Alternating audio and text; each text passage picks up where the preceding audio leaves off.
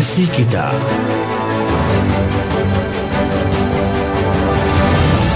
Inspirasi kita. Kalau misalnya selama kita mau gitu loh Pak. Oke kalau gitu.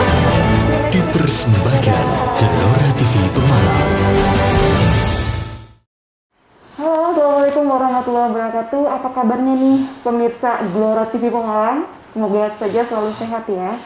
Dan senang sekali nih, kali ini saya ketemu dengan seorang pengusaha ya, yang asli Pemalang pastinya. Dan beliau ini multi talented banget ya. Dan dimana beliau itu adalah seorang pengusaha, seorang kontraktor atau outsourcing. Terus kemudian ada tenaga kerja, pengadaan barang dan jasa ya. Ada Mas Dewa Murti Yoga Raharjo Eskom, betul? Betul. Gimana kabarnya Bapak? Alhamdulillah baik, Mbak Nana. Mas ya. Karena masih muda ya. Oke, dan beliau ini adalah putra dari dalang terkenal yang berasal dari Kota Pemalang, almarhum Bapak Kustoro Raharjo ya.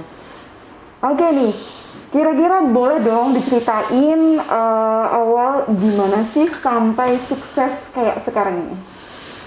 boleh.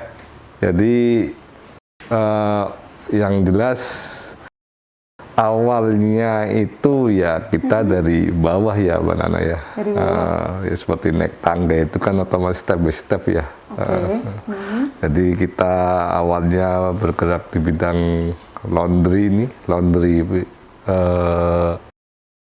perumahan. Oke. Terus akhirnya kita bisa berekspansi menjadi industri.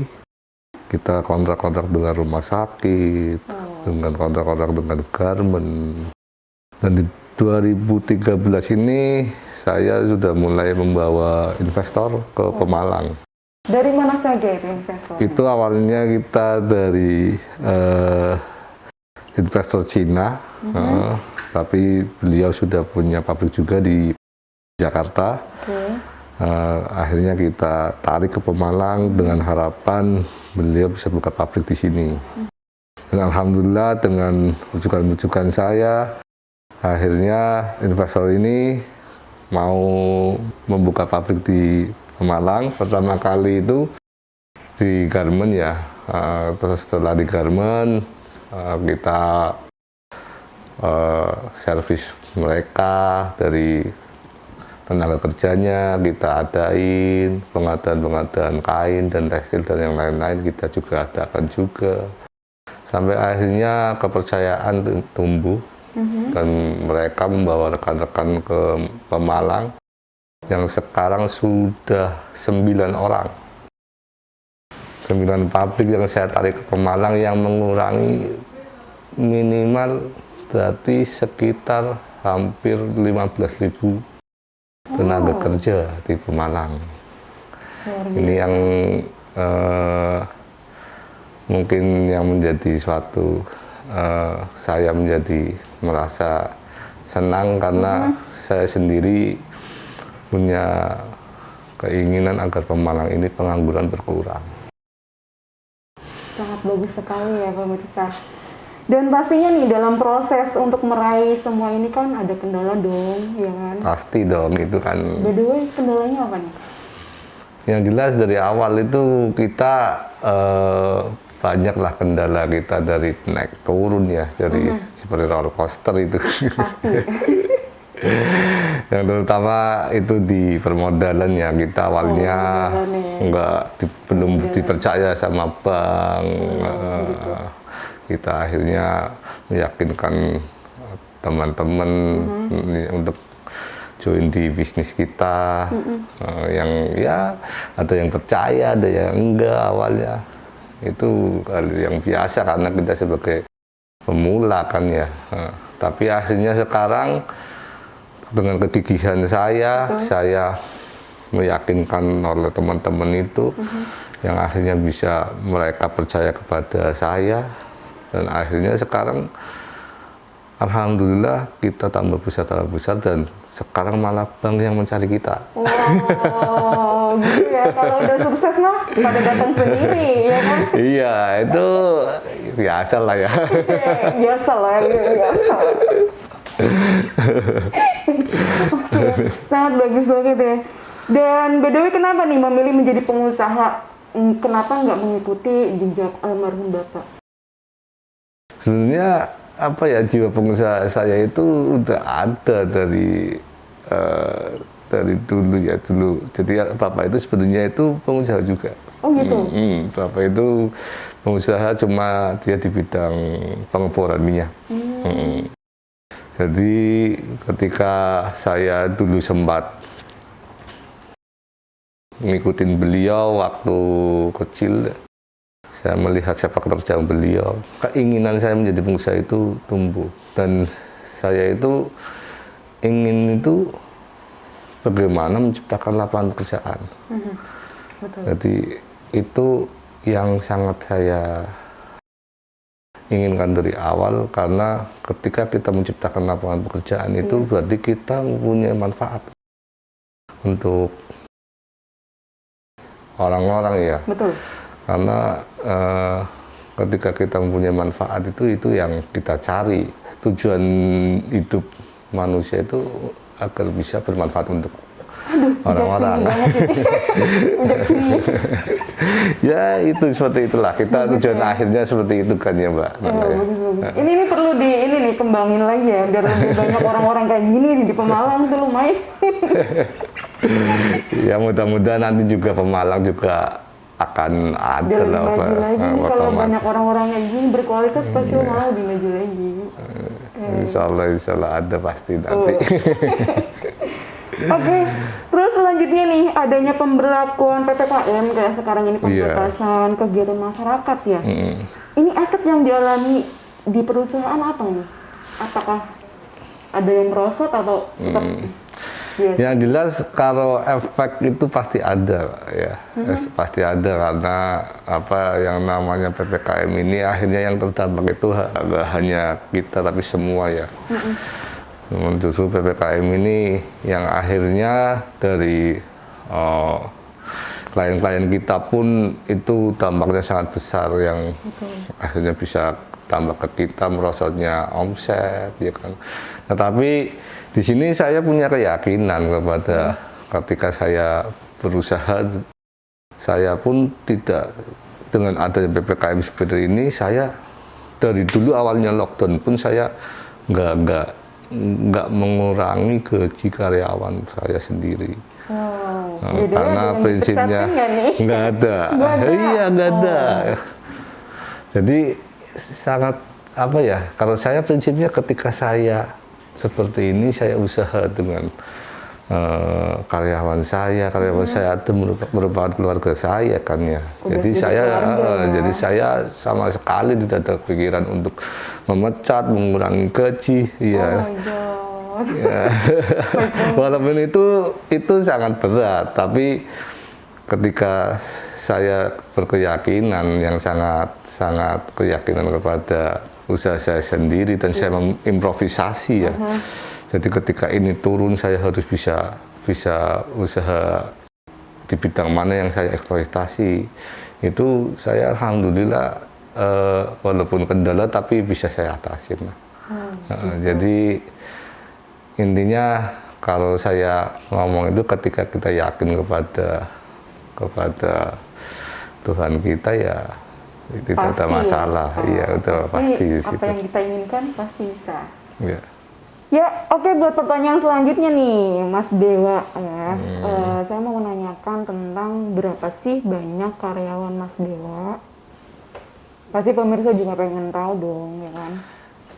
Kebetulan kita kan YCP Group itu ada tiga perusahaan. Kita PT Yoga Cipta Perdana bergerak di bidang kontraktor, terus CV Yoga Cipta Perkasa itu yang bergerak di bidang pengadaan barang dan jasa, dan PT Gemilang Sabta Perdana itu yang bergerak di bidang outsourcing tenaga kerja. Untuk karyawan internal kita sendiri sudah 73 orang. Jadi dari 3 perusahaan itu kita semua 73 orang. 73 ya. Kalau outsourcingnya sendiri, kita yang eksternalnya itu sudah 1.400 orang ya. Untuk outsourcingnya ya. Dan untuk Luar biasa. kalau yang kalau garment itu kan masih tahap belum masuk ke outsourcing kita ya, masih mobilitas lah ya. Jadi kalau internalnya kita aja udah 73 orang coba. Wow, banyak banget. Cuma emang kita masing-masing perusahaan itu dipegang profesional semua ya. Oke, by the way ini agak-agak pribadi ya. Beliau kan punya 3 perusahaan ya. Pencapaian apa yang belum Mas Dewa capai? Kalau ngomong pencapaian ya, yang jelas sih saya sendiri belum merasa puas dengan posisi saya yang seperti ini sekarang ini ya. Biasa manusia menghadap puasnya. Ya kita kan harus dituntut seperti itu ya. Oh, iya. Tapi kalau bersyukur tetap benar, kita benar, bersyukur benar. ya. Iya, betul, Karena dengan seperti ini aja Allah sudah kasih seperti ini, saya sudah. Oh, luar Tapi biasa. ketika untuk pencapaian intinya dari perusahaan saya membuat perusahaan ini itu bagaimana perusahaan saya bisa bermanfaat untuk orang lain. Yang terutama aja untuk khususnya di desa saya sendiri, di Belok, dan untuk warga Pemalang. Mungkin kalau dengan kehadiran perusahaan saya yang sekarang ini belum mencapai ke seluruh penjuru Pemalang ya. Jadi harapan saya, perusahaan saya bisa hadir di Pemalang ini untuk membuat manfaat ya, untuk seluruh warga di Pemalang. Itu harapan saya ya, mudah-mudahan Allah kasih jalan aja. Amin. Niat baik mah kita aminkan ya guys. Amin. Nah, by the way saya ngeliat nih, apa namanya, ada banyak piala di belakang saya. Iya. Ini piala apa aja nih, bisa diceritakan? Ini futsal, terus ini turnamen sepak bola. Kebetulan saya sendiri suka sepak bola ya. Oh gitu. Nah, terus Iya. saya sendiri punya ini Apa tuh? akademi futsal. Oh gitu. Iya, saya punya akademi futsal. Jadi CSL perusahaan kita itu untuk olahraga dan seni budaya. Jadi Luar biasa. perusahaan ini didirikan yang tadi saya bilang untuk agar bisa bermanfaat untuk orang-orang ya. Betul.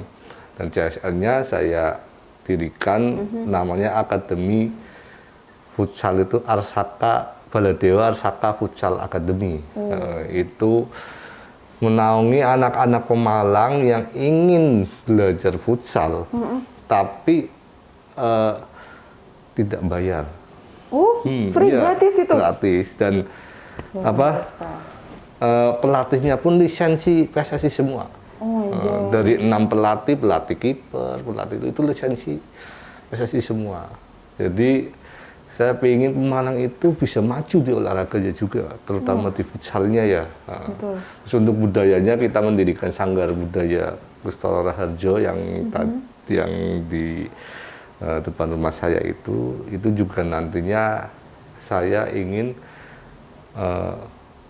anak-anak usia dini bisa latihan gamelan, bisa latihan nari, bisa latihan dalang, itu dengan gratis.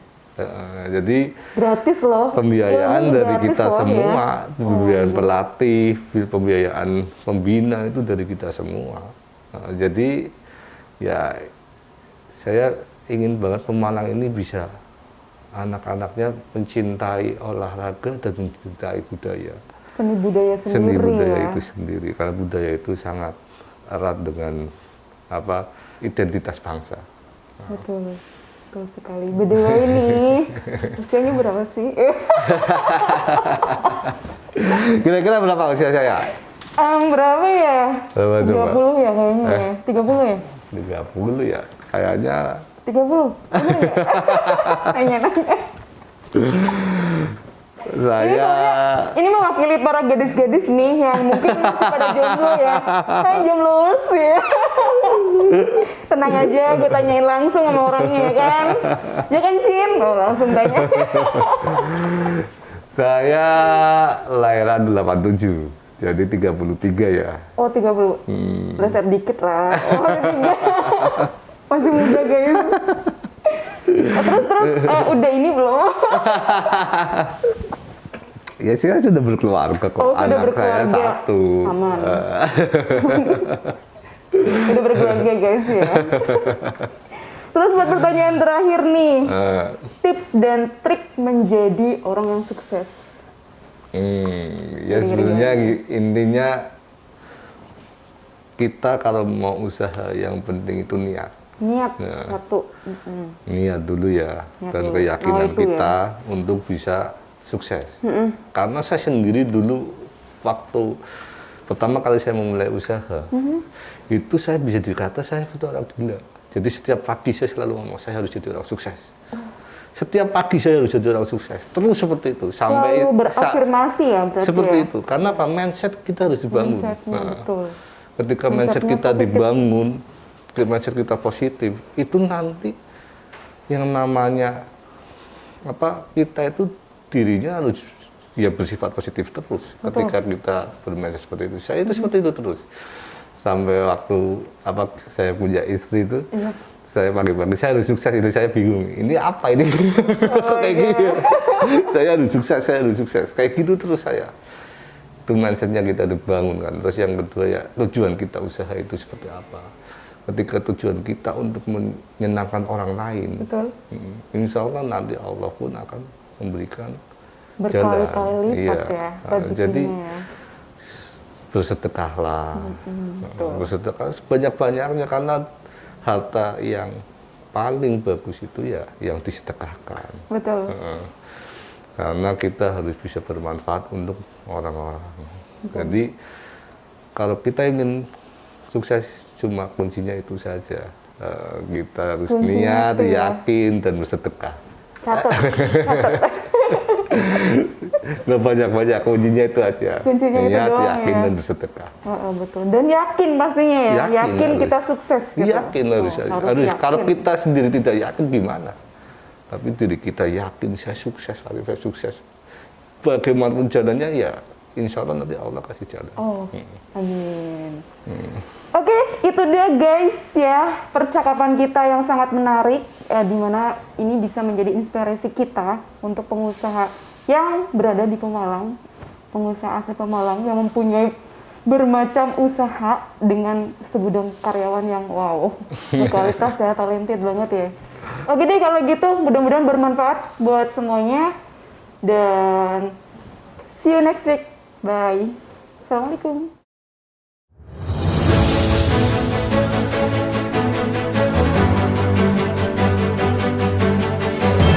Demikian tadi inspirasi kita. Persembahan Gelora TV Pemalang.